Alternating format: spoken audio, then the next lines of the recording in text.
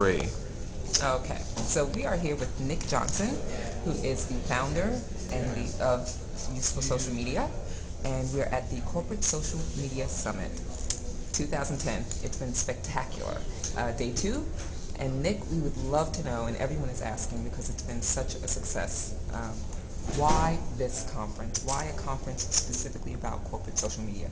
Well, I think the reason it's a success is very closely linked to that. I don't think there are other conferences like this out there. I think that the focus that we had here was specifically on a corporate audience.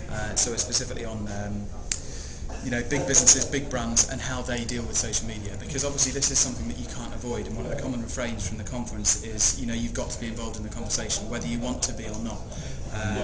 And there are a lot of companies that are just dipping their toe in this, and they don't really know what they're doing. So I think having other corporates that have been there and done that up on stage saying this is what we've done, this is what's worked well, this is what hasn't worked so well, has been valuable for people. We spotted that as an area that people might find useful, and we thought, let's go ahead, let's run something, see what happens, and it seems to have been a success, which is great. Well, you make it look easy because you managed to get some of the biggest names in corporate, big brand corporations. I mean, worldwide. I mean, Fleischmann.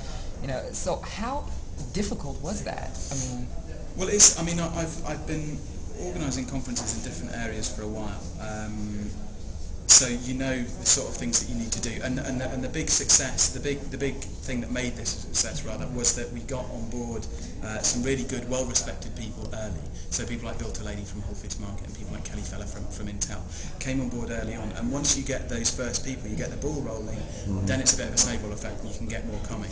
And I think that tied in with an agenda that people seem to like, that seems to be useful and seems to address people's key concerns, meant that bringing on other speakers and getting a better community around this worked well. I wouldn't say it was easy, but it was doable, and we managed to achieve that. So, I noticed that you also, it's not a huge conference, it's very manageable, it's maybe 250 people, attendees. Was that, you set out for that number, did you want more? Well, I suppose it becomes a different animal. If you get up to a conference that's 1,000 people, you get different things out of it, and it can be an advantage. The networking opportunities, I'm sure, would be brilliant if you've got 1,000 people, but the thing that we've got here is we've got a community of 200 or so corporations who are wanting to learn, and they're all there in one room, and they all get to learn from each other.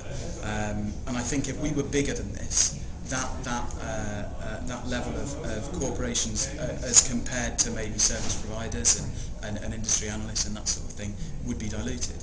And because it's this number, we've got a really high percentage of people from those big businesses, and that encourages the sharing and the learning, I think, that we've seen over the 2 days. Innovation, which is great. That's great. This question may be a little difficult, but I'm going to ask it.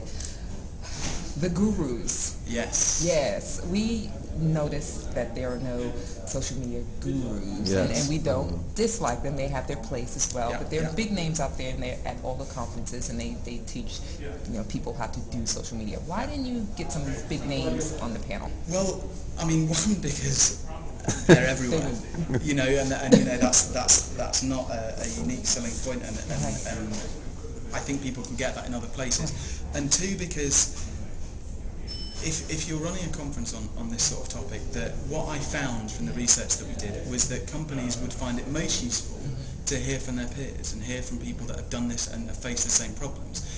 Social media gurus, there are plenty of things they can say, and a lot of it can be very, very useful, but their focus is not necessarily on how a corporate can use social media to do their job better. It's on what is interesting about social media, what's next around the corner, and that sort of thing. And that's a slightly different target audience, and that's not what we were looking for. And I wanted to make sure that corporates coming to the conference were confident that the people they would hear from would be able to speak directly to them, not to just sort of social media in general, which is such a huge area.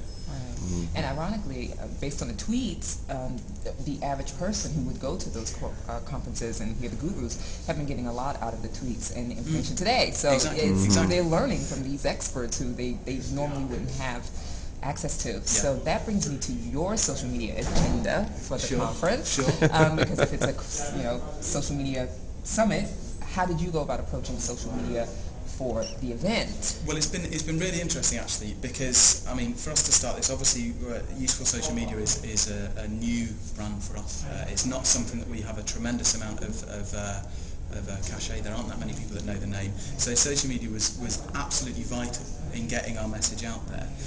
What we did was we put together a white paper initially, which was based on some of the research I'd done, and which included interviews with various people like Dell, I think, contributed to that, and PepsiCo, and other people that have ended up speaking on the panel, and did some case studies on them. We distributed that for free, and people started to learn about us, and I was then able to say, look, we're also doing a conference which is on very similar topics to that was covered in the white paper. And then as well as that, we've obviously been tweeting about the conference quite a lot. There's a Facebook group, and we've used you guys at Serve Fresh to help over the course of the 2 days, and have done a tremendous job in getting the message out there with the video and with the tweets that you've done too. I think had we not taken social media on board fully in a conference to market social media, we would look like charlatans. So we kind of had to do it.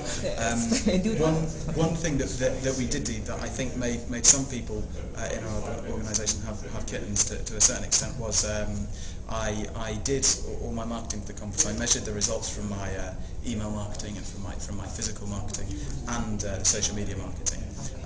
And the social media stuff, I then put the results up online in a blog, and compared how the traditional marketing went compared to the social media stuff, and put those results out there. And that, I think, got a pretty good response from the people that read it. Well, and who knows, maybe people will continue to read it. It's like reading someone's diary. Exactly. Exactly. So what did I mean, after all of that, what did the numbers tell you after you kind of sat back and looked at the traditional marketing versus? Well, social media was very, very useful, and there are people here that I'm fairly confident have only come because of the social media. I mean, I focus my marketing on a US audience because obviously we're based in the US, and a lot of the speakers that we've got are US based. But obviously social media doesn't respect geographical boundaries, and we had people here. There are people here from Denmark, there are people here from Japan, from all over the world, and I'm fairly confident they've come here because they've seen stuff via social networks. As well as that, traffic to our site has been boosted tremendously through the tweets, through giving documents away for free. And I think it follows the rule that has been repeated again and again and again in terms of content is king. It's absolutely vital to put out stuff that is useful to people, and hopefully we did that with the white paper and various interviews we did pre-conference, and that meant a lot more traffic to our site, a lot more people reading about the event, and then here we are. Okay, two more questions, because I know we've had you for a while, and sure. You're in demand here. So the other question is, now that you have this event, which has been very successful, and everyone is very pleased with it, and where do you see the conference going from here? I mean, this is the first year, yeah. So where does it go from here? Yeah, this is the first one, and I mean, first off, this one seems to have been successful, so you want to do this one again. Yes. As well as that, obviously this is East Coast, and a lot of the people here are from East Coast, so perhaps we'll do something on the West Coast as well. We'll do some research, see whether it looks like there's a market there for that. And in November, on the 17th and 18th, I think it is, we're looking to do a very similar show for a European audience based in London. So there'll be more stuff up about that on the website as and when we have it. We're just doing the research now, bringing on board speakers. We might potentially look then at other areas. This is marketing and commerce focus. We may look at customer service. We might look at product development. But that's space for another time. Okay, and since you have seen it all, you're here for 2 days, and you've been doing this for months, and where do you see, because we know we're in the beginning phases of social media and analytics, and we've heard a lot of kind of problems that we need to solve. Yeah. How close do you think we are to kind of having some sort of consensus on social media and metrics, and I mean? Well, I don't know. I think one of the things that seems to have come out of the conference is that it's different for different people. Yeah. One of the big challenges that I found people were having when I was doing the research for this was it's not only the metrics and the measurement, it's deciding in the first place what you want to measure. And there's this question of ROI and whether it's how you get ROI from social media. But there's another question above that, which is it worth looking for ROI? I mean, are you missing the point if all you're doing is saying what dollars and cents do I get from this? And should we be looking at customer engagement, etc., etc.? And I know that the guys at Fleischmann did a really interesting presentation on the topic with Intuit as well. So I think that is a key challenge, and I think unless a company's clear as to exactly what they want to achieve with social media, they're going to struggle to progress any further than sort of toe in the water, pushing stuff out there. So that's, I think, the key challenge from It's almost like know yourself. Exactly, and that's exactly. hard. And once you've done that, you know, the sky's the limit, and there's plenty more to do. Okay. Well, you have been wonderful. Thank you so much for having Surfresh No Media. problem. Thank you very much for coming. Great. We look forward to your next conference. Yes. At Useful Social, right? Is the Twitter. Yeah. And Yeah. so, thank you very much. No problem. Thanks.